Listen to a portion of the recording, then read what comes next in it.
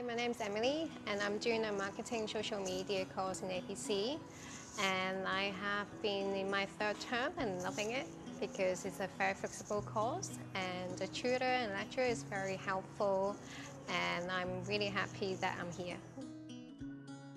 Reason is, even though I have some work experience, but I would like to gain some real life experience in Australia and to work with a different project that's outside my scope, and basically to meet more people.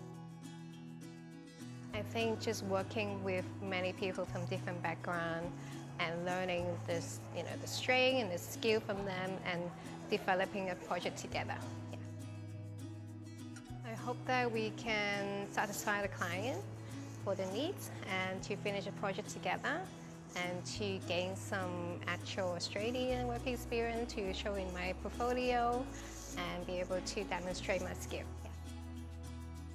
I think it's just really interesting to see the vast majority of different people with different backgrounds and learning what's the latest trend in social media in Australia, and to learn different brands and different techniques that I have, maybe never heard before. So it's all very interesting to know.